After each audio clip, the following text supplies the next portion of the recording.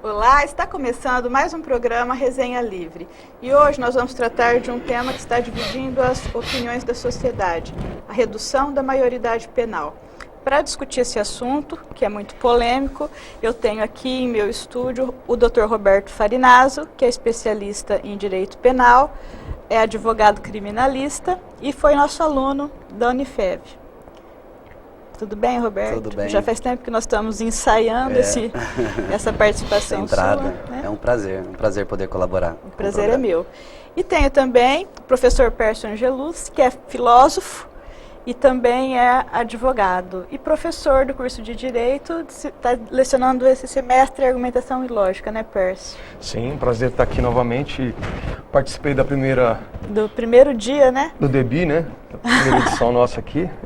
Muito contente de te ver. Que bom. Uma honra conhecer também o Dr. Farinazzo, que eu já tinha ouvido falar dele. Prazer. E mais uma vez estar aqui com você é um prazer. Obrigada, eu que agradeço. Roberto, vamos começar falando então a respeito da PEC 33, que é a norma que está em discussão, né? Sim. E eu tenho ouvido alguns comentários no sentido de que essa norma ela não poderia ter passado pela instância que ela já foi aprovada, né? Porque ela seria inconstitucional.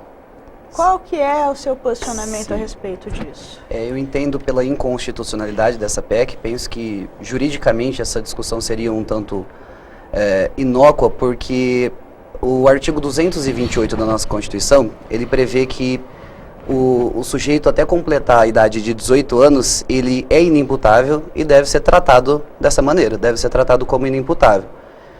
Por uma interpretação... Inimputável, para quem está em casa, é a que não vai ser sujeito à pena. Isso, inimputável é aquele que não pode cumprir uma pena, não pode integrar o nosso sistema penitenciário, ele não comete crime. Tecnicamente falando, o menor de 18 anos ele não cometeria crime, ele cometeria o que se corresponde a um ato infracional e ele não cumpre pena, mas cumpriria o que se chama de medida socioeducativa.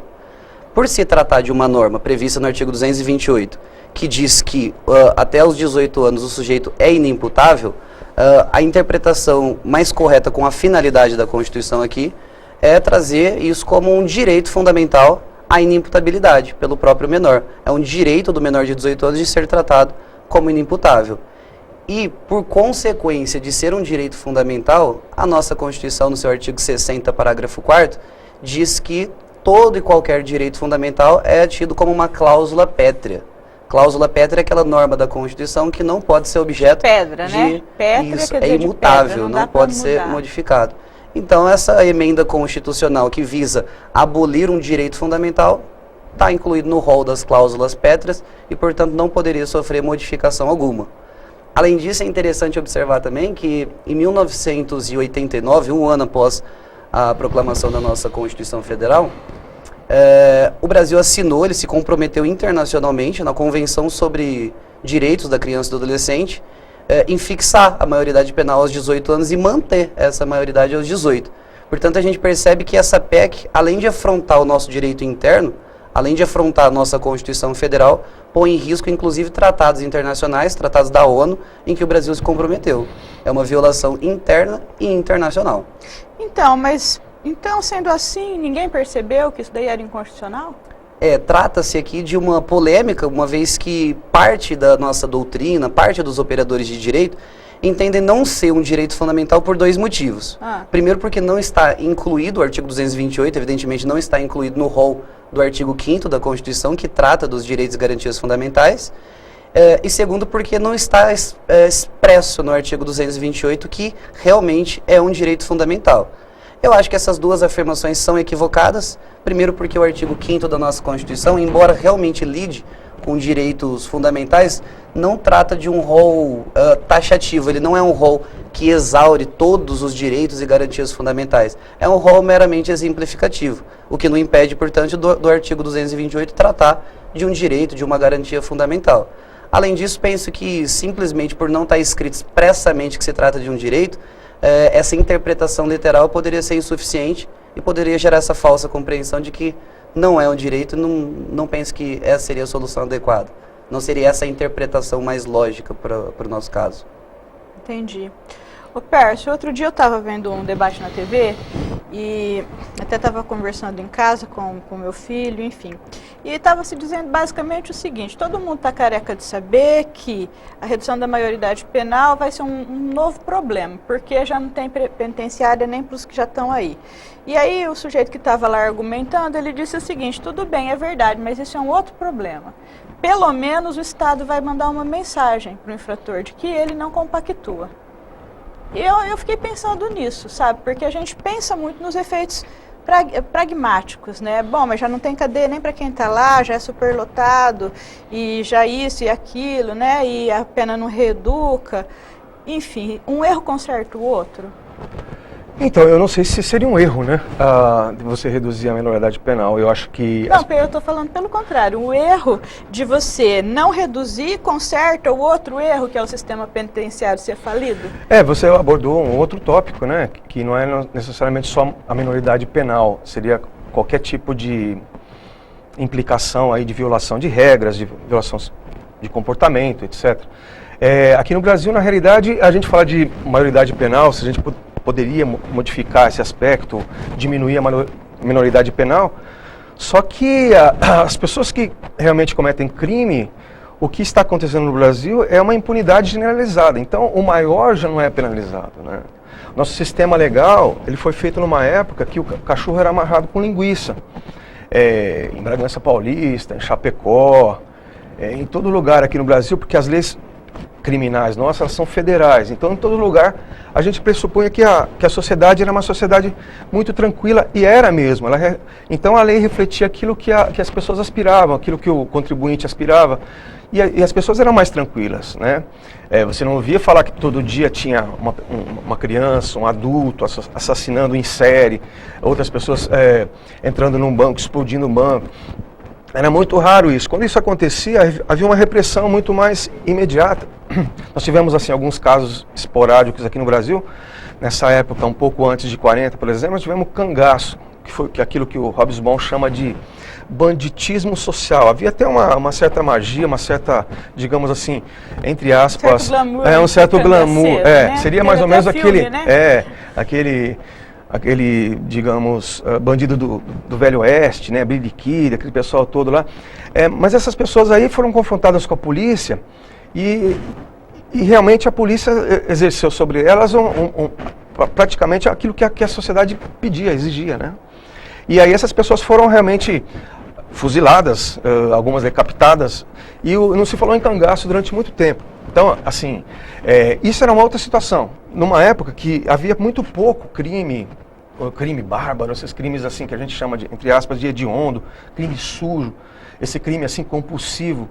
Então, a meu ver, por exemplo, a gente passa por uma fase muito difícil na sociedade.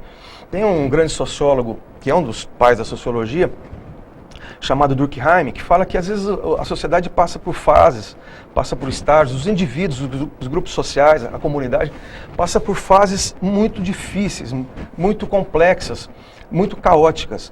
Ele chama isso de anomia, de processo anômico, de fase anômica. Nós estamos vivendo uma espécie de anomia que é extremamente patológica. A sociedade nossa eu acho que está viciada em certos aspectos, e o vício ele acaba gerando a falência. E a falência acaba gerando o desencontro, acaba gerando a falta de expectativa generalizada. Então, a meu ver, o Código Penal como um todo deveria ser modificado, não apenas englobando o menor, que é uma coisa polêmica, né? Mas a sociedade, como você disse, ela é bem pragmática. Ela vai além, por exemplo, da discussão jurídica propriamente dita, a discussão, digamos assim, tecnicista. Ela é muito mais óbvia. A pessoa que levanta de manhã, que pega ônibus, que vai dormir tarde, que trabalha no final de semana, que compra um jornal para achar anúncios de classificados, essa pessoa deveria ser ouvida, né? Mas ser ouvida rápido, porque não temos muito tempo.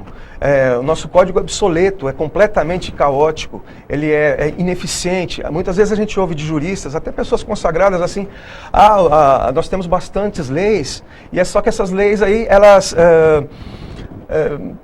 deveriam ser um pouco melhoradas, tal e coisa, mas na realidade nossas leis são completamente ineficientes. Elas foram feitas numa época, uma das pessoas importantes que trabalharam na confecção do Código de 1940, o Nelson Gria já tinha feito uma reparação nesse Código na década de 60, tentando verificar que a sociedade já tinha mudado de 30 e poucos anos, 20 e poucos anos, quase 30 anos depois, né? E o código que nós temos aí é de 40, é antigo, antiquíssimo, né? E essa questão da menoridade, você fixar uma data, então um cidadão que tem 17 anos, 364 dias, ele pode fazer um monte de coisas que ele não pode nem ser chamado de criminoso, ele não pode nem ser chamado de delituoso, você tem que falar, nem menor a gente costuma utilizar, né? Como o professor falou, a gente costuma dizer que ele é ele comete uma infração e a ele é designado algum tipo de instrução, de educação. Isso também é ineficiente. Então, sistemicamente, nós estamos vivendo uma fase em que a gente não tem uma educação em casa, a gente não tem uma educação na escola, a gente não tem uma educação fora da escola. E quando a pessoa é desajustada completamente, ela não é reabilitada de forma nenhuma. Porque ela não tem uma punição e ela também não tem uma educação. Então, talvez fosse um caminho a gente investir mais em algumas áreas, mas existem muitos estudos, ou então a gente costuma verificar muito, que tem pessoas que realmente cometem delitos e não têm problemas de ordem econômica, por exemplo. Então, essa visão que transforma o delito, a criança em fator de criminalidade. Exato. Transforma a criança, por exemplo, o delinquente é um moleque pobre, tá certo? Isso não é verdadeiro. Existem milhões de casos, milhares de casos que a criança que tem uma vida bem estruturada economicamente, ela também pode se tornar um bandido. E se esse bandido tem um grau de delinquência muito grande, aí ele já se torna um problema. A meu ver, por exemplo, essa redução da minoridade penal, ela funcionaria bem assim com alguns casos. Seria mais ou menos aqueles casos de crime sujo, crime bárbaro, que a pessoa é irrecuperável. A gente costuma ler, gosto de ler muito autores assim que trabalham com esse tipo de psicopatia, casos assim que as pessoas extrapolam, né? E aí o pessoal é quase unânime, né? Nelson Rodrigues falava que a unanimidade é burra, mas em alguns casos ela funciona também. Esses estudiosos a respeito de graus de maldade, esses psicopatas que são extremamente evoluídos do ponto de vista das suas psicopatias, eles são irreversíveis. Eles são irreversíveis. Como é que você vai tratar um cara desse? Vai deixá-lo solto? Vai deixá-lo... Como é que a gente vai tratar? Então, para alguns tipos de casos, eu sou completamente favorável à redução da minoridade penal. E aí o modelo também que a gente está envolvido, né? Ele vem da antiguidade. Você tratar uma pessoa com 18 anos como sendo o maior, aí o cara que tem 364 dias... 17 anos e 364 dias, ele é incapaz de compreender a sua função na vida, ele é incapaz de compreender que ele tem que trabalhar, é incapaz de compreender que ele tem que estudar, é incapaz de compreender que ele tem de respeitar o seu professor, de respeitar o guarda, de respeitar a senhora que está passando na rua, de respeitar o patrimônio dos outros. Esse cara, hoje em dia, não é o cara da antiguidade.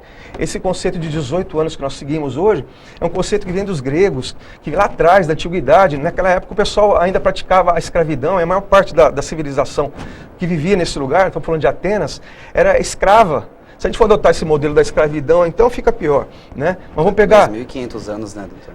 Faz basicamente 2.500 anos. São 2 milênios e 500 anos. Quer dizer, a gente evoluiu. De 40 para cá, a gente fala em processador, a gente fala em colossos.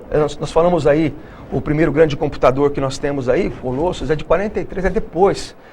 ENIAC, um outro computador aí, que é considerado talvez o primeiro. Colossus foi um computador usado pela Inglaterra para decodificar as mensagens dos alemães. E aí muita coisa mudou, microprocessador, nós temos aí... Então, essa criança, entre aspas, que tem, ou então esse adolescente, melhor dizendo, né, que tem Sim. os seus 12 anos completos, tal e coisa, esse cara que tem 17 anos, 16 anos, 15 anos, ele sabe a sua função na sociedade, ele pode não saber completamente. E é por isso que existem algumas nações, não sei se o doutor concorda comigo, em que esses casos são julgados assim, caso a caso, né? Então você está dizendo que você é a favor da redução da maioridade penal dependendo do crime que o sujeito cometeu e da personalidade dele, caso a caso. Sim, dependendo... Tem que ser individualizado. Eu acho que tem que ser individualizado. Aí eu acho que a coisa poderia se tornar mais justa. Como a gente faz com relação a penas também, né? Uma pessoa que comete um roubo, ele não é tratado como uma pessoa que comete um assassinato, né? Existe uma individualização, uma dosimetria de pena, uma individualização de pena, digamos assim. Isso já acontece. Eu acho também que deveria ser feito isso para menores, né? Até porque a vontade da população é essa, né? Então, a gente tem estatísticas, hoje mesmo eu procurei uma estatística, em torno de 90% da população é favorável à redução, né, Roberto? Sim. Ocorre atualmente um clamor público no que se refere à redução da maioridade, mas eu discordo dessa necessidade Isso não esvazia seus argumentos. De respeito a esse clamor público. É claro que as leis elas são pautadas sim no que a sociedade pede, no que a sociedade necessita, mas eu penso que o clamor público ele pode gerar o que se chama de direito penal emergencial. Não sei se o doutor já ouviu falar, um direito penal um pouco feito às pressas, que não raras vezes acaba por desrespeitar direitos e garantias fundamentais. Que seria um retrocesso. Então, que seria um retrocesso jurídico. O doutor também mencionou sobre Durkheim no que se refere à anomia. Eu penso que uma outra vertente acerca da anomia seria não a falta de leis. Pelo contrário, eu acho que existe um excesso legislativo no nosso país. Penso que a anomia gerada nesse Estado democrático de direito que é o Brasil seria referente à falta de fiscalização das leis já existentes. Mesmo porque esse excesso de lei a gente percebe que realmente não melhora o nosso problema da criminalidade. Eu até fiz uma pesquisa que de 1940 até a atualidade, até os dias de hoje, foram criadas mais de 150 leis penais. Dessas 150 leis penais, mais de 70% das leis possuíram caráter gravoso. Mais de 70% das nossas leis, quer dizer, em simples significa palavras... que era para endurecer o sistema. Sim, o nosso... Tornar penas mais muito graves. diferente do que aparenta na sociedade, as nossas leis são cada vez mais severas. Mais de 70% cultivaram um caráter mais rígido, prejudicaram a situação do réu do nosso país, e a gente percebe que isso não reduziu, pelo contrário. Nossa criminalidade aumentou, são ineficazes. Não se resolve criminalidade com meios repressivos. Eu penso que o nosso maior problema é a causa e não o efeito, e não a consequência. Então penso que a criminalidade aumentou exponencialmente, mesmo não obstante o aumento significativo de nossas leis penais. Entendi. Mesmo porque boa parte dessas leis surgiram desse direito penal emergencial, desse direito penal feito às pressas, que inobserva nossas garantias, direitos fundamentais. Que é a mesma coisa do direito penal do inimigo? O direito penal do inimigo não necessariamente ele é feito às pressas, mas é um direito penal que proclama pela inobservância de um direito fundamental individual para visar garantir uma supremacia de um interesse público, digamos assim. Significa, em outras palavras, que quem é traidor da pátria por se tratar de um criminoso nato, não merece o respeito aos seus direitos individuais na íntegra. Que seria o que se propõe no caso de um menor infrator que seja irrecuperável. Penso que é um resquício de um direito penal do inimigo. Na teoria que o Pérez está defendendo, quando a pessoa realmente não tem conserto, então ela não merece. Ela tem que ser realmente excluída das relações sociais porque ela não tem recuperação. Você sempre é mediador aqui, mas eu sei que você é uma pessoa muito instruída, que tem suas convicções, estuda muito, prestes a concluir seu doutorado. Enfim, gostaria de perguntar para você a sua opinião a respeito disso, porque você citou a questão da participação popular, né? Os índices são altíssimos, isso não é uma coisa que as pessoas ficam fazendo campanha. Tem algumas questões, essa questão que envolve a vida, doutor, eu acho que quando envolve vida, segurança, quando envolve família, quem tem que ser consultado é realmente a participação popular, porque se o povo não servir para isso, ele não pode ficar apenas assim, em si mesmado ali, deixado a decidir apenas se ele vai eleger um presidente, um representante, mesmo porque esse pessoal não tem uma perfeição de conduta, vamos dizer, 4 anos, 5 anos, 6 anos seguidos. As pessoas têm que ser ouvidas ao longo desse processo também, porque elas se sentem esquecidas ou excluídas, a meu ver. Eu não sei qual que seria, digamos assim, a solução. É claro que a gente sabe que existe um monte de leis. E quando eu falei desse vazio, quando eu falei dessa falta de perspectiva, é óbvio que eu estou falando desse excesso também. Nós temos um excesso de leis. O problema é que essas leis, pelo menos o que passa para a gente, o que a gente sente no dia a dia, elas são ineficazes, né? Então a questão da anomia não é a falta de leis, ela pode ser um excesso de leis também. Só que elas não são operantes, né? Elas são completamente inoperantes. Não são fiscalizadas. Não são fiscalizadas, como você mencionou, e também concordo com isso, né? Mas eu acho que a população, que é a parte bem envolvida, quem corre o risco, quem tem o medo, quem sente angústia, o desespero, a sensação de impotencialidade, ela é, digamos assim, distribuída, ela é democrática. E nesse sentido, então, que a gente não deve ficar deixado de lado. A comunidade tem que participar disso. Se existe uma aspiração muito forte, eu não acho que ela é gratuita. Ela vem de encontro àquilo que as pessoas estão sentindo no dia a dia. Pagam os seus impostos, aí tem a sua casa depredada, tem o seu carro furtado e as coisas não andam. Se esse problema é um aspecto econômico, isso aí são questões assim de outra ordem, elas devem ser solucionadas também rapidamente. Mas assim, essa questão da prevenção, ela deve vir junto com a questão emergencial, né? A gente não pode deixar de lado, a meu ver, essa questão de você punir, de você segregar, mesmo que temporariamente, uma pessoa que é perigosa para a sociedade. Eu digo isso não necessariamente como um estudioso de leis, estudioso de sociedades distantes, sociedades históricas que passaram para a posteridade aí, mas assim como cidadão, né?